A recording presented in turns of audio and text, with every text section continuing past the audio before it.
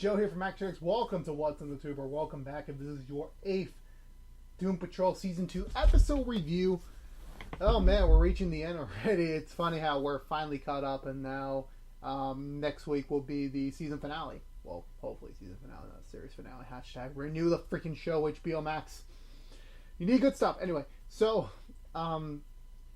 this week I thought it was a nice palate cleanser, a little bit of like an easing to like new directions that I clearly think they're not going to resolve everything by next week, because this episode definitely felt like something that I just did the Stargirl episode review, the Shining Knight one, recently, and I felt like that was setting up pieces for remaining stuff for the season finale to tackle, the last two episodes where season 2 might go.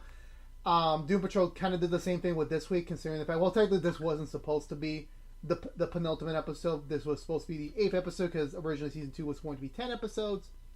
But because of COVID, they had to cut the 10th episode down, which I think, according to the production team, they were halfway done with the episode. So whether or not they'll just stitch in the scenes from the final episode into the season, we'll see what happens. But basically, I don't expect everything we got in terms of like everything.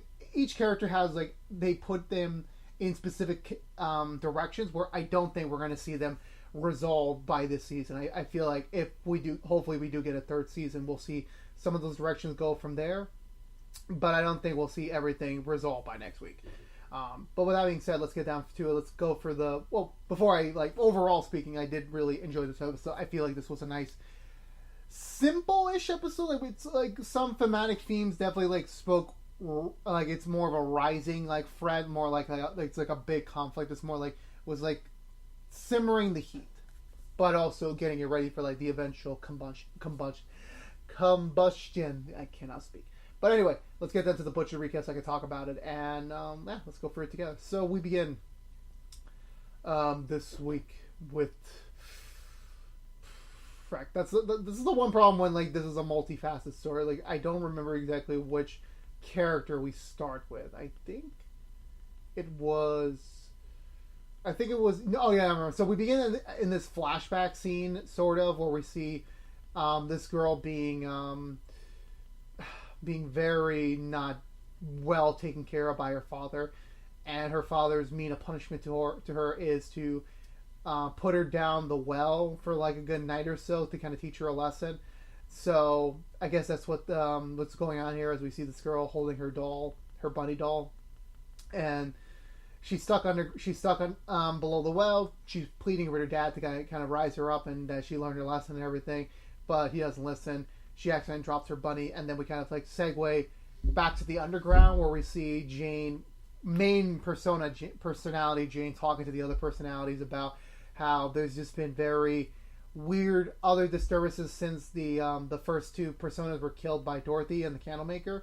So she's trying to see this correlation between something's going on here, and then she's bringing up this other person, which I think that's the personality, like the girl we just saw, and her bunny. Like, there's something to do with like the bunnies. Like, basically she thinks that that apparently she's the original. I believe that's what I'm getting.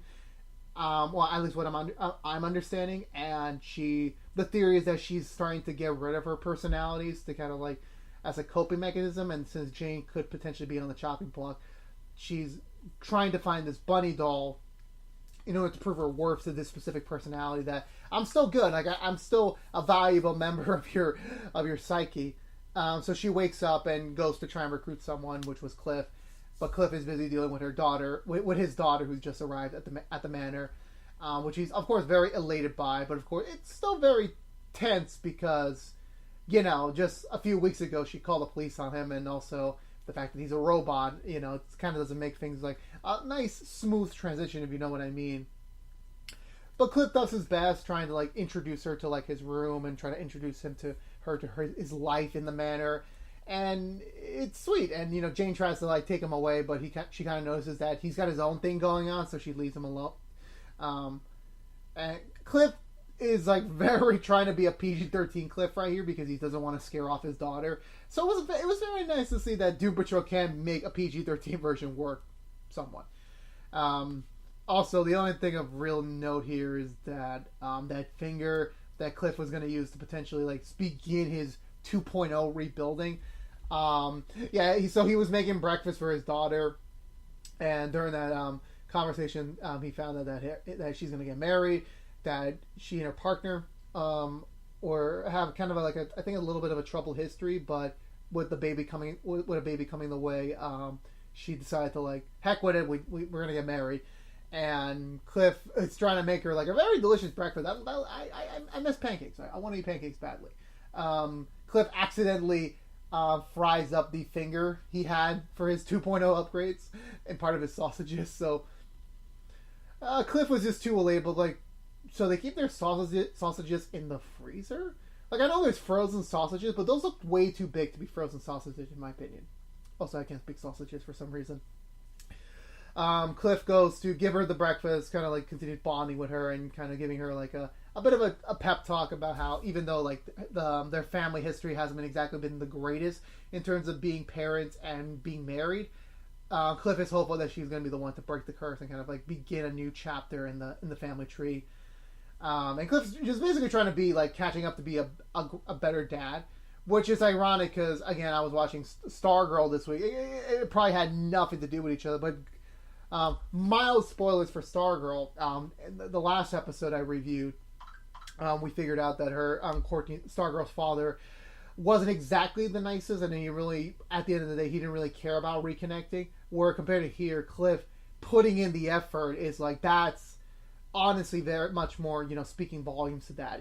He changed her oil in her car and trying to like tune up her vehicle for her way back home, and all that goodwill paid off as she actually trusts Cliff enough to actually invite him to her wedding. And it was like seeing Cliff be happy is like, you know what, this man deserves a victory. I mean, sure, he can't have sex with anyone anymore. Sure, Niles threw him out of a spaceship and he nearly died. Sure, but you know what? He got his daughter back somewhat. There's still some regaining of trust there, but it's a nice. Anywho, moving on to the others.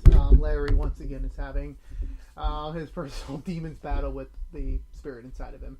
The spirit is once again trying to remind him of the past, which in this case, apparently he finds an old voice recording that one of his sons made with Larry back a week before the incident with the plane. And it was an interview where it was talking about how, if he was scared or anything, and he was trying to like calm his son down. They're like, no, I'm gonna be fine. It's gonna be fine. I'll be back home. Which, man, that was poor timing right there. And Larry is basically at crossroads. Like, should he continue trying to be who he was before? Should he just try and move on, just be negative man? But Jane interrupts his cycle of thought as she needs help with this mission to go find this doll from Jesus Christ many years ago. So they go off on foot to try and figure that out. Meanwhile, Rita made the news. She's now officially the superhero known as the Beekeeper. I kid you not. That is the name of the damn superhero. We went from superhero shows being a prequel to Superman to now we got a show featuring a superhero called the Beekeeper. That is how overpopulated the superhero television market has been in the past 20 years. Anywho, all jokes aside, she's happy that she's out there. The name is not what she probably wanted. I mean, of course, fans know that that's not supposed to be her name, but guess what? We gotta live with it.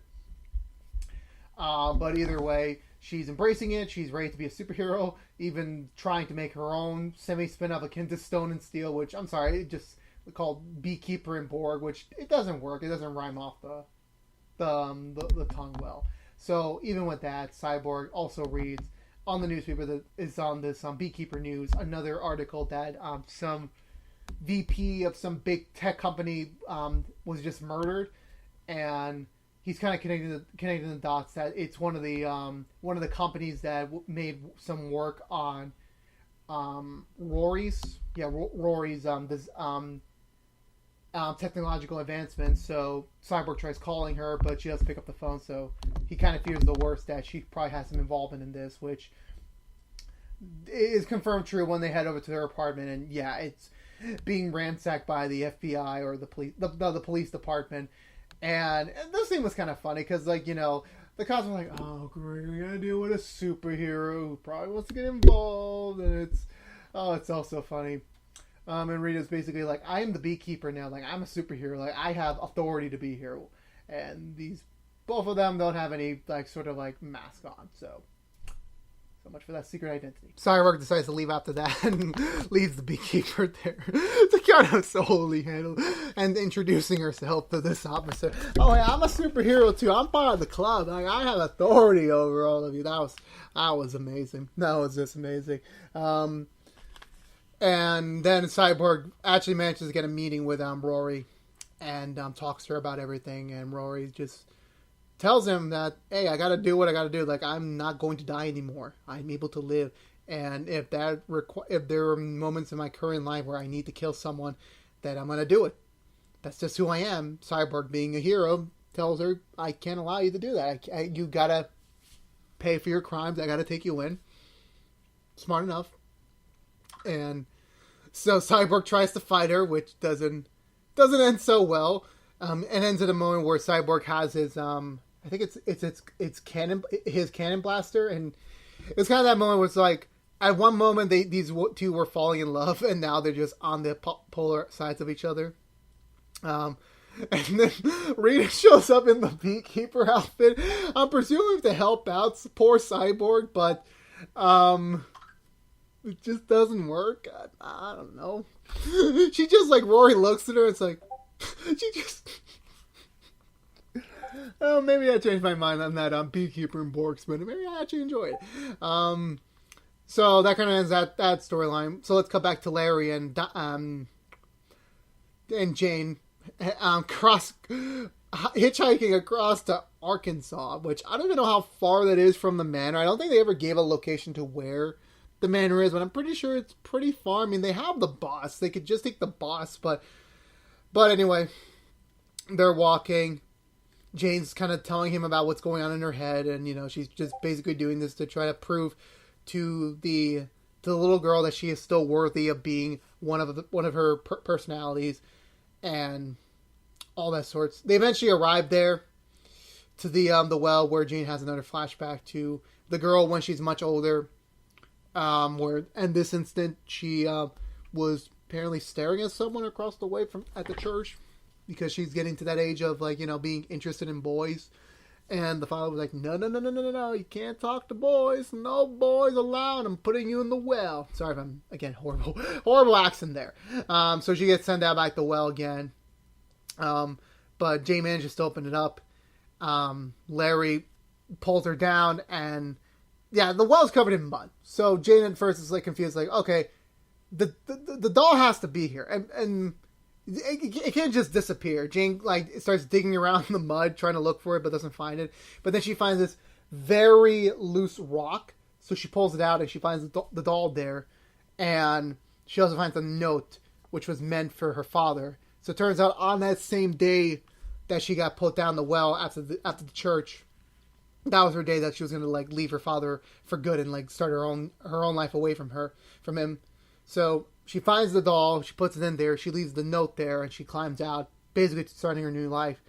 And now that Jane has that understanding of it, I'm not sure if she climbs back up yet or she just stays down there. No, she stays down there. She goes back to the underground, gives the doll to the new personality we saw last week, and basically telling her, like, yeah, I think it's for the best that you become the primary, that I'll follow you, you lead the way, I won't be a bother to you anymore.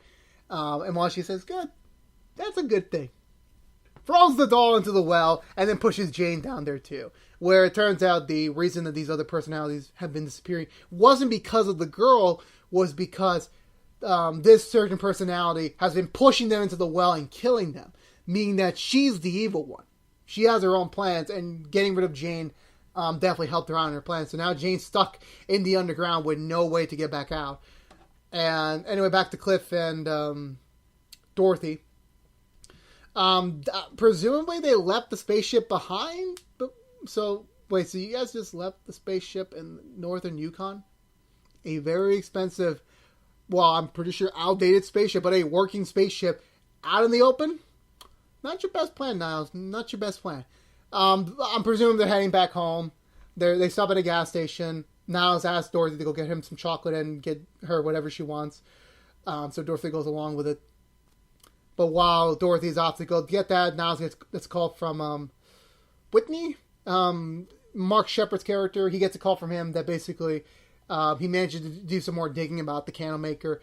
Basically, they're saying they're screwed. They have to kill Dorothy before she gets old enough to where she can no longer can take control of the candle maker. So, of course, Niles doesn't want that. He wants to keep spending time with Dorothy until he dies.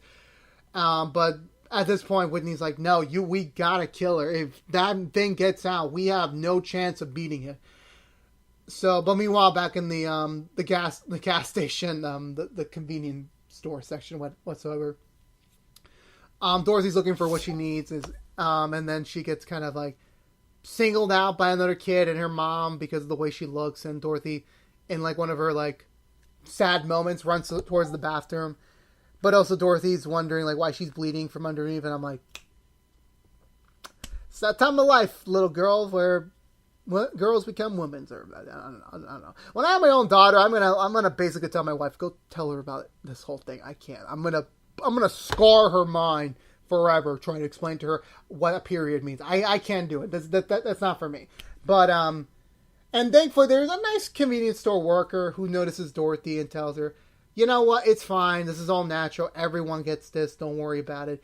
She's nice enough to give Dorothy a change of clothes, to give her some tampons, to give her well, not tampons, I think the pads, to give her some extra money or something like that. So she was a very nice worker. I'll give her that. And then when she comes back out to see Niles promises her that, hey, we're going to do a day of anything you want. Don't worry about it. I'm going to take care of it. Let's do anything you want. And Dorothy looks up and sees a poster for the county fair and like, can we go to the fair? And Niles is like, sure, let's go. So they head to the county fair, where Niles, when they get there, they participate in that the game where you throw the hacky sack, the pack of, I don't know what you call it. I haven't been to a fair since ever.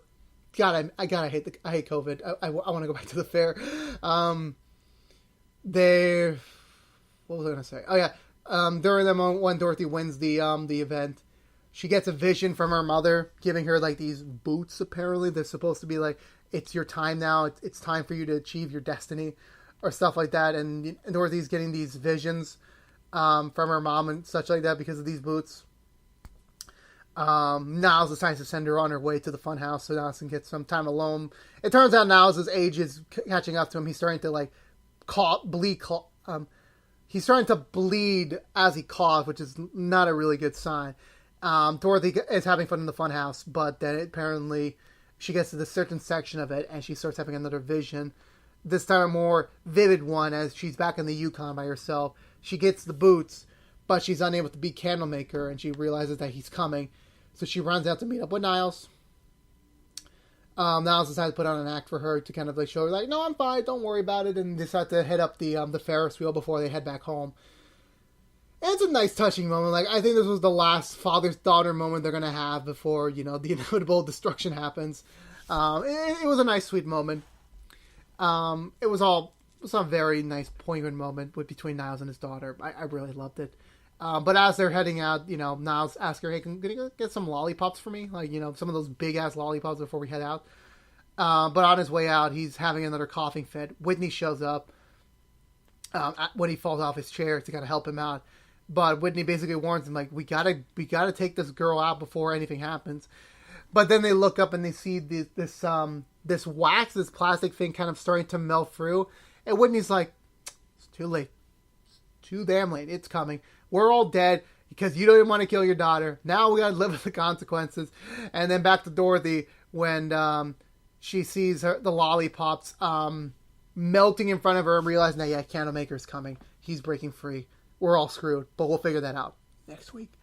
But again, I really like this episode. I think this was a very nice, sweet episode with the Dorothy and Niles stuff, with Cliff and his daughter. So yeah, I can't wait to see how next week's going to wrap up, and I think that's going to do it for me. So for me, I give this episode 2 thumbs up. Can't wait for the finale next week. And yeah, that's going to do it for me, guys. So if you're unaware, this was What's in the Tube from ActionX. If you want to see more of What's in the Tube specifically, Damn, I'm skipping again. If you want to know what we're doing overall on What's in the Tube besides our Doom Patrol Season 2 episode reviews, we do DC Stargirl episode reviews each and every Friday after a brand new episode, on Mondays on DC Universe, also on Tuesday nights on the CW, but you can catch it all for free on Wednesdays on the CW.com and the CW app. We also do Perry Mason episode reviews each and every Monday after a brand new episode on Sundays on HBO. But if you don't care about Doom Patrol Season 2, then you're in luck. We'll be back next week for the Season 2 finale. God, I can't believe the season's already over. We would have had one more episode. Damn you, COVID. So if you want to look a little bit overhead on our Doom Patrol schedule, next week is the Season 2 finale review. After that will be the Season 2 review, both spoilers and non-spoilers. We'll work it out then. And then after that will be our Season 3 predictions and hopes that I want to see. And then, yeah, that'll wrap our Doom Patrol content. So don't worry, we still have 3 more weeks to go before that happens. And again, if you like What's on the Tube, if you like our Doom Patrol Season 2 reviews, then subscribe to us on ActionX on YouTube.com. Ring the bell for notification when that next episode review is live. Like, favorite, share if you want to, but it does really help us out in the long run, as well as follow us on social media to be up to date on videos we're making. I'll see you, I'll see the Fan Patrol, you guys, next week. Let me know in the comments below what you think of this episode. Did you enjoy it? Did you like all the dad stuff? Did you like Cliff finally getting a victory for once? The Niles Dorothy stuff? Let me know in the comments. I'm always down for conversation. And I'll see you guys next week. Peace out.